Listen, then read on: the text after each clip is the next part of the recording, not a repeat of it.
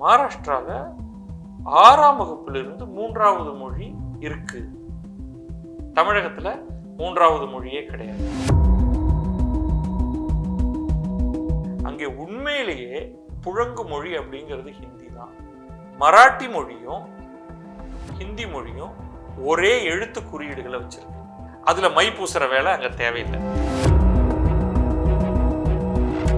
Maratha interest, Maharashtra interest அப்படின்னா மராட்டிங்கிற மொழி அப்படிங்கிறது உள்ள அங்கங்க கனன்றுகிட்டு இருக்கு. ஆனால் தமிழ்நாட்டில் இருப்பது போல் இல்லை. ஒரு தேசிய கல்விக் கொள்கைன்னு ஒன்று இருக்கு. பாரதிய ஜனதா கட்சி ஆட்சியில் இருக்கு. அப்ப ஊரெல்லாம் நம்ம தேசிய கல்விக் கொள்கையை பத்தி பேசிக்கிட்டு இருக்கோம். இப்ப இங்க தேசிய கல்விக் கொள்கையை புகுத்தணும். எல்லாம் உடுப்பா உத்தரப்பிரதேசம், மத்திய பிரதேசம் என்ன பண்றீங்க? தேர்ட் லாங்குவேஜ் என்ன பண்றீங்க? கிழக்கு நியூஸ் நேயர்களுக்கு வணக்கம். நம்ம இன்னைக்கு பேச போற டாபிக் ஹிந்தி. நம்ம பொதுவாக தென் மாநிலங்களையும் குறிப்பாக தமிழ்நாட்டில் தான் ஹிந்திக்கு எதிரான ஒரு பிரச்சாரம் இல்லை போராட்டம் அந்த மாதிரியான விஷயங்கள் நம்ம பார்த்துருப்போம். அந்த சர்ச்சை, அந்த விவகாரம் இப்போ மகாராஷ்டிரத்திலும் எதிரொலிச்சிருக்கு. இந்த விவகாரம் குறித்து பேசுறதுக்காக அரசியல் விமர்சகரும் பதிப்பாளருமான பத்ரி சேஷாத்ரி அவர்கள் நம்மளோட நினைச்சிருக்காங்க. சார் வணக்கம். வணக்கம் சார். முன்னாடியே சொன்ன மாதிரி ஹிந்திக்கு ஒரு எதிர்ப்பு அப்படின்னா தென் மாநிலங்கள் குறிப்பாக தமிழ்நாட்டிலேருந்து தான் ஒரு பெரிய குரல் இருக்கும். அந்த உணர்வலை இப்போ மகாராஷ்டிரத்திலும் எதிரொலிக்குதா? நம்ம அப்படி தென் மாநிலம் அப்படிங்கிறத விட தமிழகம் ஒரு இடத்துல இருக்கு. மற்ற தென் மாநிலங்களுடைய அப்ரோச் வேற. மகாராஷ்டிரத்தில் இருக்கிற அப்ரோச் தமிழ்நாட்டோடது இல்லை. ஈவன் மேற்கு வங்கமும் இதோட நம்ம சேர்த்துக்கணும். தென்னிந்திய மாநிலங்கள் எல்லாத்தையும் எடுத்துங்க, மகாராஷ்டிரத்தையும் எடுத்துங்க. ஏன்னா மகாராஷ்டிரம் தெற்கு வடக்கு ரெண்டுத்தையும் தொட்டுட்டு இருக்கிற ஒரு இடம். மேற்கு வங்கம் பெரும்பாலும் இது. அங்கங்கே ஒரு சில விஷயங்களுக்காக பஞ்சாப் அதெல்லாமும் நம்ம எடுத்துக்கிட்டு பேசலாம். பட் இன்னைக்கு நம்ம இதை விளக்கமாக பேசிடுவோம். இந்த பிரச்சனையை தொடக்கம் நான் சொல்லிடுங்க. 1ஆம் வகுப்புலேருந்து 5ஆம் வகுப்பு வரைக்குமான கல்வி மாணவர்களுக்கு 3வது மொழியாக ஹிந்தி இருக்கணும் அப்படின்னு ஒரு சுற்றறிக்கை வெளியிடுறாங்க ஏப்ரல் மாதத்தில். அதற்கு பெரிய எதிர்ப்பு வருது. அதுக்கப்புறமா அதை நாங்கள் அமெண்ட் பண்ணுறோம், அதாவது திருத்தம் செய்கிறோம் அப்படின்னு சொல்லி ஜூனில் ஒன்று கொண்டு வராங்க. அதில் 3வது மொழியாக விருப்ப மொழியா ஹிந்தி இருக்கும் அப்படின்னு சொல்றாங்க. அதுக்கு தமிழ்நாட்டில் முன்னாடி என்ன ஒரு எதிர்ப்பு குரல் வந்ததோ அதே குரல் தான் வந்தது. எப்பா நீ 3வது மொழின்னு சொல்ற, ஆனா அதுக்கான ஆசிரியர்கள் வேற ஹிந்தி இல்லாம வேற மொழிக்கு ஆசிரியர் இல்லை அப்படின்னா வேற வழி இல்லாம ஆப்வியஸா ஹிந்தியை தான் தேர்வு செய்யற மாதிரி இருக்கும். மறைமுகமா பின்வழியில ஹிந்தியை திணிக்கிறீங்களா அப்படின்னு ஒரு கேள்வி கேட்டாங்க. அந்த கேள்வி கேட்டதுக்கு அப்புறமா தான் இல்ல நாங்க ரெண்டுமே இல்லை, இப்ப தற்காலிகம் நிறுத்துறோம் அப்படின்னு நிறுத்திருக்காங்க. தற்காலிகமா நிறுத்துறோம், ஒரு கமிட்டி ஒன்று போடுறோம் வச்சிருக்காங்க. அந்த கமிட்டி என்ன சொல்லுது அப்படின்றத பார்த்துட்டு அதுக்கப்புறம் முடிவு பண்ணிக்கலாம் அப்படின்னு இந்த பிரச்சனைக்கு தற்காலிகமா அரசு ஒரு முடிவு கட்டியிருக்காங்க அப்படின்னு சொல்லலாம். ஸோ இதுக்கு தான் அங்கே நிறைய எதிர்ப்புகள் இப்போ நீங்க ஆரம்பிக்க. இப்போ எந்த விதத்துல தமிழகமும் மகாராஷ்டிரமும் வித்தியாசப்படுது அப்படின்னா, மகாராஷ்டிராவில் 6ஆம் வகுப்பிலிருந்து 3வது மொழி இருக்கு. தமிழகத்தில் 3வது மொழியே கிடையாது. இங்க பிரச்சனை தொடக்கப்பள்ளிகளில் என்ன பண்ணணும் அப்படிங்கிறது குறித்து தான். இப்போ 6ஆம் வகுப்பிலிருந்து 12ஆம் வகுப்பு வரை 3வது மொழி ஒன்று இருக்கு. அது பெரும்பாலும் ஹிந்தியாகத்தான் இருக்கு. அது இவ்வளவு நாளைக்கு நடந்துகிட்டு இருக்கு. இப்போயும் இந்த பிரச்சனையில் யாரும் அது உத்தவ் டாக்கரேயா இருக்கட்டும் அல்லது ராஜ் டாக்கரேயா இருக்கட்டும் அல்லது மற்ற கட்சிகள் காங்கிரஸ்ல இருந்து ஆரம்பித்து பாரதிய ஜனதாவுடைய கூட்டணி கட்சிகளாக கூட இருக்கலாம், அவர்கள் யாருமே 3வது மொழிக்கு நாங்கள் எதிர், ஏன் இருமொழி மட்டுமே போதும், இருமொழி கொள்கை அப்படின்னு யாருமே சொல்லல. இதுநாள் வரை பிரைமரி ஸ்கூலிங் தொடக்க பள்ளிகளில் 2 மொழி மட்டும்தான் இருந்தது, மராட்டி பிளஸ் ஆங்கிலம். அந்த இடத்துல 3வது மொழியை ஏன் கொண்டு வருகிறீர்கள்? அதுவும் ஏன் ஹிந்தி மட்டுமே அப்படின்னு சொல்றீங்க? அப்படிங்கிறதுல தான் இந்த பிரச்சனை ஆரம்பிக்குது. இந்த ஹிந்திங்கிறது மகாராஷ்டிரால தமிழ்நாட்டில் எப்படி இருக்கோ அதே மாதிரி இல்லைன்னாலும் அது ஒரு கண்டஸ்டட் லாங்குவேஜ். அதுக்கு காரணம் அந்த மாநிலத்தோடைய மிக முக்கியமான நகரம் மும்பை. மும்பை மகாராஷ்டிராவோட முக்கியமான நகரம் மட்டுமல்ல, இந்தியாவுக்கே வந்து வணிக தலைநகரம் அப்படின்னு நம்ம சொல்கிறோம். அங்கே உண்மையிலேயே புழங்கு மொழி அப்படிங்கிறது ஹிந்தி தான். அது ஒரு வகையான ஹிந்தி. அது வந்து தில்லி ஹிந்தியோட கொஞ்சம் வேறுபட்டிருந்தாலும் நீங்கள் உங்களுக்கு ஓரளவுக்கு ஹிந்தி பேச தெரிஞ்சதுன்னா உங்களால் மும்பையில் சர்வசாதாரணமாக போய் புறப்பட்டு வந்துட முடியும். இது மொழியாக. அடுத்தது மராட்டி மொழியும் ஹிந்தி மொழியும் ஒரே எழுத்து குறியீடுகளை வச்சிருக்கு, தேவநாகரிங்கிற எழுத்து குறியீடு. அப்போ ஒரு ஊருடைய பெயர் வந்து எழுதுறதுலையும் படிக்கிறதுலையும் அங்கே பிரச்சனையே கிடையாது. ஒரு ஆளுடைய பெயர், ஒரு வணிக நிறுவனத்துடைய பெயர், அதில் மை பூசுகிற வேலை அங்கே தேவையில்லை. மராட்டியில் வந்து இந்த 3 சுழினாவும் லாவும் உண்டு, ஹிந்தியில் கிடையாது. ஸோ அந்த இடத்துல மட்டும் ஒரே நாவை அவங்க பயன்படுத்துவாங்க ஹிந்திக்காரங்க. அது லா லா வந்து ஒரு லாவை மட்டும்தான் அவங்க பயன்படுத்துவாங்க. அதுதான் அங்கே வித்தியாசமே. ஓகே, ஸோ ஸ்கிரிப்ட் ஒன்று, ஊர் ஃபுல்லாக மும்பையில் பேசக்கூடிய மொழி ஹிந்தி. 6வதிலிருந்து ஹிந்தி பள்ளிக்கூடங்களில் அரசு பள்ளிகளையும் சேர்த்து பயிற்றுவிக்கப்படுகிறது. ஸோ இதுதான் சிச்சுவேஷன். என்ன கான்டெஸ்டிங், என்ன பிரச்சனை அப்படின்னா, மகாராஷ்டிராவில் டாக்ரேயோடைய கட்சி சிவசேனை, அது வந்து இப்போ இருக்கிற உத்தவ் டாக்கரேயோடைய அப்பா பாலசாஹிப் டாக்கரே, அவர் காலத்தில் எழுந்து வரும்பொழுது எப்படி தமிழ்நாட்டுடைய உருவாக்கத்தில் ஒரு சில கண்டெஸ்டிங் இருந்ததோ, இங்கே வந்து உங்களுக்கு தமிழர்கள் தெலுங்கர்கள் எல்லாம் இருந்தாங்க. நம்ம அந்த அந்த மொழிவாரி மாகாணங்கள் உருவாகிறதுக்கு முன்னாடி அந்த பிரதேசத்தில் ஒரு பெரிய ஒரு பல மொழி பேசுகிறவர்களுடைய பகுதிகள்லாம் ஒன்றா சேர்ந்து ஒரு மாகாணமாக இருந்தது. இப்போ மதராஸ் மாகாணம் அப்படிங்கிறதுல இன்றைய கேரளத்தோட சில பகுதிகள், கர்நாடகத்தோட சில பகுதிகள், ஆந்திராவுடைய பெரும்பகுதி, ஒடிசா வரைக்கும் போயிருந்தது. அதுக்கப்புறமா அதெல்லாம் உடைச்சு மாநிலங்கள் ஆகுது, மொழிவாரி மாகாணங்கள் ஆகுது. அதே மாதிரி தான் பாம்பே ப்ராவின்ஸ். இந்த பாம்பே ப்ராவின்ஸில் உங்களுக்கு மகாராஷ்டிரா, இன்றைய மகாராஷ்டிராவுடைய பெரும்பகுதி கிட்டத்தட்ட எல்லாமே, ஒரு சின்ன பகுதி மேபி அது ஹைதராபாத்தோட பகுதியோட சேர்ந்ததாக இருந்திருக்கலாம், குஜராத்துடைய பெரும்பகுதி, இந்த மாதிரியான ஒரு அப்போ வந்து மும்பை யாருக்கு, சென்னை யாருக்கு அப்படிங்கிற மாதிரி அங்கேயும் ஒரு சின்ன டசல் இருந்தது. ஏன்னா குஜராத்தி வணிகர்கள் பெருமளவுக்கு மும்பை நகரத்தில் இருந்தாங்க. சொல்லப்போனால் மும்பை நகரத்துடைய பெருமளவு வர்த்தகமே குஜராத்திகள் கையில் இருந்தது. மகாராஷ்டிராவில் குஜராத்திகள் மீதான ஒரு வெறுப்பு, குஜராத்தி அப்படிங்கிறது வந்து ஒரு ஒரு அந்த அதர், இன்னொருவரை கட்டமைச்சு அவன்தான் எதிரின்னு அப்படின்னு காமிக்கிறதுல. அப்போ ஒரு கட்டத்தில் வந்து குஜராத்தியும் பேசக்கூடியவர்கள் நிறைய பேர் மும்பையில் இருந்தாங்க, இன்றைக்கும் இருக்கிறார்கள். ஆனால் புழங்கு மொழியாக ஹிந்தி இருக்கிறதுனால உங்களுக்கு அது ஒரு பெரிய சிக்கலாக தெரியல. பட் அவ்வப்போது அது முன்னாடி ஆரம்பித்தது, பின்னாடி அது தொடர்ந்தது. திடீர்னு வந்து இது வந்து மராட்டி மண்ணின் மைந்தர்களுக்கானது, மகாராஷ்டிரா என்பதே மராட்டிய மண்ணின் மைந்தர்களுக்கானது, மராட்டி மானூஸ் அப்படின்னு அவங்க அது ஒரு பெரிய பிரச்சனையாக பல்வேறு காலகட்டங்களில் பண்ணியிருக்காங்க. அங்கே போய் தங்கி வேலை பார்த்து கொண்டிருந்த தமிழர்கள் மீதான ஒரு கலவரம் நடந்திருக்கிறது. அங்கே வந்து குஜராத்திகளுடைய கடைகள் அடித்து நொறுக்கப்பட்டிருக்கிறது. அப்போ இதுதான் வந்து அங்கே இருக்கிற ஒரு ஸ்ட்ரக்சர்.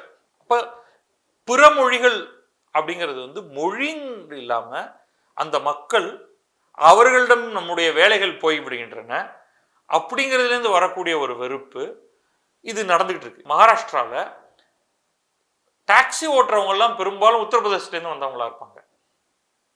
யூபி பையா அப்படின்னு சொல்றது, அவங்க மேலே கேலி பண்ணுறது, அப்புறம் அவன் இந்த மராட்டியனுடைய அடிமட்ட வேலைகள் இருக்கு இல்லையா, அதெல்லாம் எடுத்துக்கிறானே அப்படிங்கிற ஒரு கோபம், இதெல்லாம் பல இடங்களில் வெளிப்பாடாக வந்திருக்கு. இப்போ உதாரணத்துக்கு வந்து மராட்டியர்களுக்கான தனி இடஒதுக்கீடு அப்படிங்கிற ஒரு ஒரு ரெக்குவயர்மெண்ட் ஒன்று வருது இல்லையா, அதில் இதெல்லாம் இருக்குது. இப்போ தமிழ்நாட்டில் வந்து இதை ஒரு இவ்வளோ பெரிய இஷ்யூவாக பார்க்கல, ஒரு மாதிரி கொஞ்சம் கொஞ்சமாக நம்ம வந்து அதோட செட்டில் ஆகிட்டாங்க நம்ம மக்கள். நமக்கு வந்து ஹிந்தி பேசக்கூடிய மாநிலங்கள் ஏதாவது உத்தரப்பிரதேசம் மட்டும் இல்லை, உத்தரப்பிரதேசம், பீகார், ஜார்க்கண்ட், வெஸ்ட் பெங்கால், ஒடிஷாலேருந்து எக்கச்சக்கமான இடத்துலேருந்து வராங்க, உத்தராகண்ட்லேருந்துலாம் கூட வராங்க. அதை ஒட்டு மொத்தமாக எடுத்துக்கிட்டு நம்ம சும்மா ஆனால் ஹிந்தி பேசுகிற மாநிலங்கள்லேருந்து வராங்க அப்படின்னு சொல்லிடுறோம். அவர்கள் அத்தனை பேரும் இல்லைன்னா இங்கே வேலை நடக்காதுன்னு. இதே தான் மும்பையிலையும். எந்த மாநிலம் வளர்ச்சி அடைகிறதோ அந்த மாநிலத்தின் அடிப்படை பொருளாதார செயல்பாடுகளுக்கு, மேனுஃபேக்சரிங், எப்படி தமிழ்நாடு வந்து மேனுஃபேக்சரிங்கில் ரொம்ப முக்கியமான ஒரு மாநிலமோ அதே மாதிரி முக்கியமான ஒரு மாநிலம் மகாராஷ்டிரா. எப்படி சென்னையை ஒட்டி உங்களுக்கு வந்து ஆட்டோமொபைல் மேனுஃபேக்சரிங் இருக்கோ அதே மாதிரி பூனாவை ஒட்டி ஒரு பெரிய இது இருக்குது. இப்போ இதுக்கு எல்லாத்துக்குமே வெளியிலேருந்து வரக்கூடிய மக்கள் தேவை. அவங்க பேசக்கூடிய மொழி ஹிந்தியாக இருக்குது. பெரும்பாலும் வெவ்வேறு இடத்துல வந்தாலும் அவங்க ஹிந்தி பேச கற்றுக்குறாங்க. அப்போ மராட்டி அப்படிங்கிற மொழி வந்து பார்க்கறதுக்கு என்னவோ ஹிந்தியோட ஒட்டி இருப்பது போல தோன்றினாலும் ஹிந்தியோடைய கிராமருக்கும் அதுக்கும் நிறைய ஒற்றுமை, வேர்ச்சொலுக்கு ஒற்றுமை இருந்தாலும் அது வேற மொழி. இப்போ நீங்கள் மகாராஷ்டிரத்தோட உள்ளுக்குள்ளே போகும்பொழுது சில கிராமங்களில் போய் நீங்கள் ஹிந்தி பேசினா உங்களுக்கு புரியாது, அங்கே மராட்டி பேசினா தான் புரியும். அதுதான் நீங்கள் அவ்வப்போது இன்றைக்கும் கூட சிவசேனையில் ஜஸ்ட் சமீபத்தில் ஒரு 2 நாளைக்கு முன்னாடி ஒரு கடையில் வந்து 2 நாள் இல்லை, ஒரு லாஸ்ட் 1 வீக்னு வச்சுங்களேன், நீ வந்து என்ன மொழியில் பேசுன, நீ ஹிந்தியில் பேசுன, நீ வந்து மராட்டியில் பேசு அப்படின்னு சொல்லி அடிக்கிற எம்என்எஸ் ஆட்கள். எம்என்எஸ்லேருந்து ஒரு 6 பேர் ஒரு அடிக்கிற மாதிரி ஒரு வீடியோ நமக்கு ஒன்று வந்தது. அப்புறம் அவங்க மேலே கேஸ் போட்டிருக்காங்க எட்ஸெட்ரா.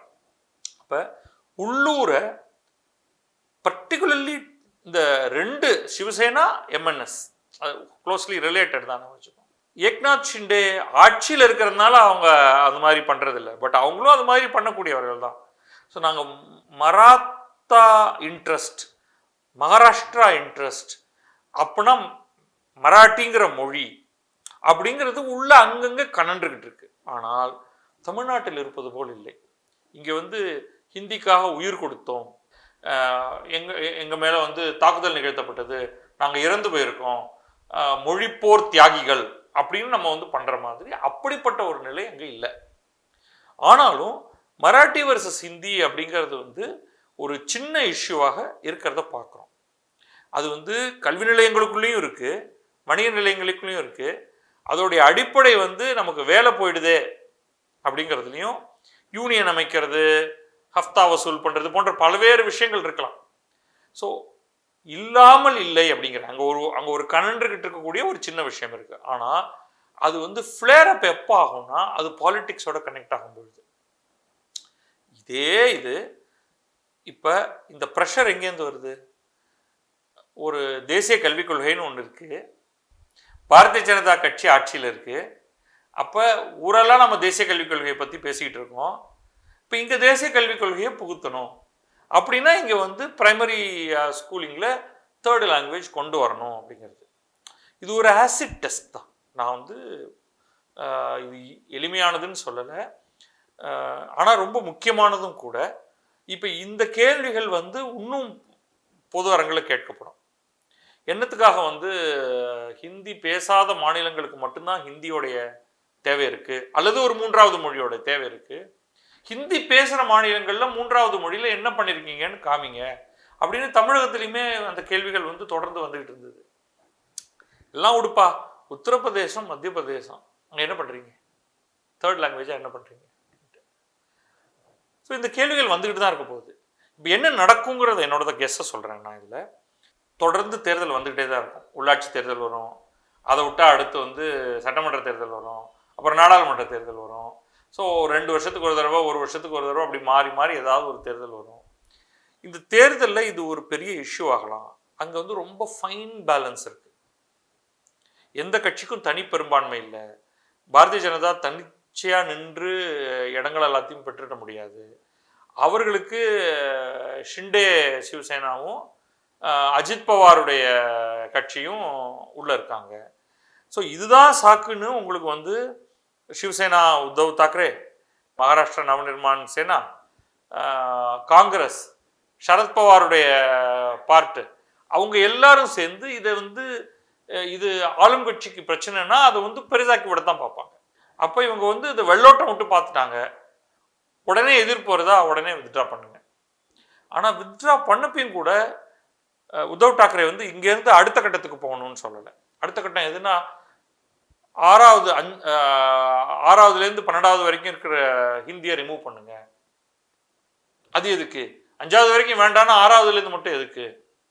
அப்புறமா வந்து மும்பையில் யாருமே ஹிந்தியில் பேசக்கூடாது, வர்த்தக நிறுவனங்கள் எல்லாமே வந்து மராட்டியில் தான் பேசணும் அப்படின்னு வந்து அவங்க அதை மேல் எடுத்துகிட்டு போவாங்களா அப்படிங்கிற கேள்வி வருது. தமிழகம் மாதிரி ஆகாது அப்படிங்கிறது என்னுடைய கருத்து. உடனடியாக உத்தவ் தாக்கரேயும் ஹிந்திக்கு எதிரானவர்கள் நாங்கள் இல்லை, ஆனால் ஏன் தொடக்க பள்ளிகளில் நீங்கள் 3வது மொழியாக அதை புகுத்துகிறீர்கள் அப்படின்னு ஒரு பாயிண்ட்டை முன் வச்சிருக்கேன். ஸோ இப்போ வந்து பாரதிய ஜனதா இதை தேசம் முழுக்க திருப்பி போய் இதை பற்றிய ஒரு டிஸ்கஷன் ஒன்று கொண்டு வரணும். முக்கியமாக தமிழ்நாடோடைய ஒரு ப்ரெசன்டேஷன் இருக்கு இல்லையா, அதை மீண்டும் அதை வந்து பிற தென்னிந்திய மாநிலங்களையும் எடுத்துக்கிட்டு, மகாராஷ்டிராவையும் எடுத்துகிட்டு, மேற்கு வங்கத்தையும் எடுத்துக்கிட்டு, ஹிந்தி பேசக்கூடிய மாநிலங்களை இன்னொரு பக்கம் வச்சு, ஹிந்தி பேசாத மாநிலங்கள் இன்னொரு பக்கம் வச்சு, அப்பா இவங்க என்ன பண்ணா நீங்கள் என்ன பதிலுக்கு பண்ணுவீங்க? ஸோ எப்படி நீங்கள் வந்து நம்ம ஒரு இன்டகிரேஷனை கொண்டு வர போகிறோம்? இல்லை வேண்டாம் அப்படின்னா நீங்கள் யார் யார் இது வரைக்கும் என்ன பண்ணிட்டு இருக்கீங்களோ அதே பண்ணுங்கள். அப்போ தேசிய கல்விக் கொள்கையில் மாற்றத்தை ஏற்படுத்துகிறோமா இந்த பர்டிகுலர் பாயிண்ட்ல? அதுதான் என்னுடைய கேள்வி, அடுத்த கேள்வியாக இருந்தது. காரணம் என்னன்னா, இப்போ இந்த இஷ்யூ போனதுக்கு அப்புறமாவே நம்ம இதில் ராஜ் தாக்கரே உத்தவ் தாக்கரே இணைப்பு இருக்குது, அது நம்ம இந்த டாப்பிக்ல பின்னாடி பேசுவோம். அதுக்கு முன்னாடி இந்த விவகாரம் அங்கே பூதாகரம் ஆனாவே இப்போ இங்கேருந்து முதல்வர் மு க ஸ்டாலின் வந்து ஒரு பெரிய ஒரு அறிக்கை மாதிரி ஒன்று அவருடைய எக்ஸ்தல பக்கத்தில் போட்டிருந்தாரு. அதில் ராஜ் தாக்கரே இந்த மாதிரி கேள்வி கேட்குறாரு, மற்ற மாநிலங்களில் 3வது மொழி என்ன பண்ணுறீங்க, முன்னேறிய மாநிலங்களில் 3வது மொழி ஹிந்தி ஏன் கொண்டு வரீங்க அப்படின்ற மாதிரி ராஜ் தாக்கரேவுடைய கேள்வி கேட்டிருக்கிறாரு. இந்த கேள்விகளுக்கு சமஸ்கிருதத்தையும் ஹிந்தியும் முன்னுரிமை கொடுக்குற ஒன்றிய அரசு என்ன பதில் சொல்ல போகுது அப்படின்னு இங்கிருந்து ஸ்டாலின் ஒரு குரல் எழுப்பியிருக்கிறாரு. இப்போ நம்ம நீங்க சொன்னீங்க தமிழ்நாடும் தென்மாநிலம் தனித்து இருக்கு அப்படின்றப்போ, ஒருவேளை தமிழ்நாடு ரொம்ப தனித்து இருக்கு, அதற்கு பிறகு தென் மாநிலங்கள், ஏன்னா எல்லா தென் மாநிலங்களையும் 3 லாங்குவேஜ் பாலிசி இருக்கு. தமிழ்நாட்டில் மட்டும்தான் 2 லாங்குவேஜ் பாலிசி. ஆமா, ஓகே. மகாராஷ்டிரால 3 லாங்குவேஜ் பாலிசி, எக்ஸப்ட் அது ஹை ஸ்கூல்ல இருந்து, பிரைமரி ஸ்கூல்ல இல்லை, அவ்வளவுதான். இப்போ இந்த குரல் இங்க இருக்கிற மாதிரி அங்கேயும் எழுது அப்படின்றப்போ, மொழியின் அடிப்படையில இந்த 3வது மொழி மும்மொழி கொள்கை இந்த அடிப்படையில எல்லா சைட்ல இருந்தும் ஒரு பெரிய அழுத்தம் வந்தா பாஜக என்ன செய்யும்? தேசிய கல்விக் கொள்கையில மாற்றம் வருமா? இல்ல, கட்டாயமா இப்பவே அதுக்கான புள்ளி உருவாகிடுச்சு. எல்லாரும் வந்து தமிழ்நாட்டை மட்டும் தனியா வச்சிருந்தாங்க. அவங்க எப்ப பார்த்தாலும் இதான்ப்பா சொல்லுவாங்க அப்படின்ட்டு, ரைட்? இப்போ வெவ்வேறு இடங்கள்ல வெவ்வேறு கேள்வி வருது. இப்ப நம்மளே என்ன சொல்லிட்டு இருந்தோம், இந்த 3 மொழிகள் அப்படின்னு வரும்பொழுது கர்நாடகா கேரளாவே வந்து அதை பெருசா எதிர்க்கல. ஏன்னா அவங்க 3 மொழி திட்டத்தை அவங்க ஏற்கனவே வச்சிருந்தாங்க. ஆனா எந்த இடத்துல 3வது மொழி இன்ட்ரடியூஸ் பண்றது, அது எவ்வளவு சாஃப்டா இன்ட்ரடியூஸ் பண்றது அப்படிங்கிறதுல அவங்களுக்கான ஒரு மெத்தடை வந்து அவங்க வச்சிருந்தாங்க. தமிழகம் தான் வந்து இல்லவே இல்லை, மாட்டவே மாட்டோம் அப்படின்னு சொல்லிட்டு இருந்தது. இப்ப இந்த பிரச்சனை வரும்பொழுது இதற்கு ஒரு தேவை இருக்கு, ஒரு டிபேட்டுக்கு ஒரு தேவை இருக்கு அப்படிங்கிறது முன் வந்திருக்கு. அதை எடுத்துக்கிட்டு அடுத்து ஒரு பெரிய டிபேட் பண்ணித்தான். இப்போ நிச்சயமாக இந்த ஒரு கேள்வி வருது இல்லையா, முன்னேறிய மாநிலங்கள்னு அந்த மாதிரி நான் பார்க்க மாட்டேன். ஹிந்தி பேசும் மாநிலங்கள், ஹிந்தி பேசாத மாநிலங்கள். ஹிந்தி பேசும் மாநிலங்கள் 3 மொழி திட்டத்தில் என்ன செய்ய போகிறார்கள்? சும்மா கணக்கு மாதிரி வச்சுக்கிட்டு இல்லை, அதில் தான் வந்து நீங்கள் சான்ஸ்கிரிட்டை கொண்டு வர்றது இஸ் இட் மீனிங்ஃபுல்? அப்படி நீங்கள் கொண்டு வந்தாலும் அது உருப்படியாக பண்ணுறீங்களா, இல்லை வெறும் கதை கட்டுறீங்களா? அப்போ அந்த ப்ரெஷர் எல்லாம் எங்களுக்கு மட்டும்தானா அப்படிங்கிற ஒரு கேள்வி கேட்கறது நியாயமான கேள்வி அப்படின்னு நான் நினைக்கிறேன். கொண்டு வரதே ஏன் அந்த கேள்வி வேண்டான்றீங்களா? இல்லை, அது எனக்கு பெரிய கேள்வியாக தோணலை. சமஸ்கிருதம் இல்லை, சமஸ்கிருதமே கூட கொண்டு வரட்டும், நீங்கள் வந்து அதை ஒழுங்காக பண்ணுறீங்களா அப்படின்ட்டு. ஏன்னா ஏன் சமஸ்கிருதம் இருக்கக்கூடாது? அப்போ நீங்கள் அரபியும் வச்சுக்கலாம். இட்ஸ் நாட் லைக் இதுவா லத்தீனும் வச்சுக்கங்க, பாயிண்ட் அது கிடையாது. ஓகே, இது கூடாது அப்படிங்கிறது வந்து தமிழ்நாட்டு பார்வையாக இருக்கலாம். சமஸ்கிருதம்ங்கிறது இந்தியாவை பொறுத்தவரை ரொம்ப முக்கியமான மொழி. இப்போ அது இருக்கக்கூடாது அப்படின்னு சொல்கிறவன் வந்து தமிழ்நாட்டில் இருக்கக்கூடிய ஒரு சில பேர் மட்டும்தான், வேற யாருமே அது மாதிரி சொல்ல போகிறது கிடையாது.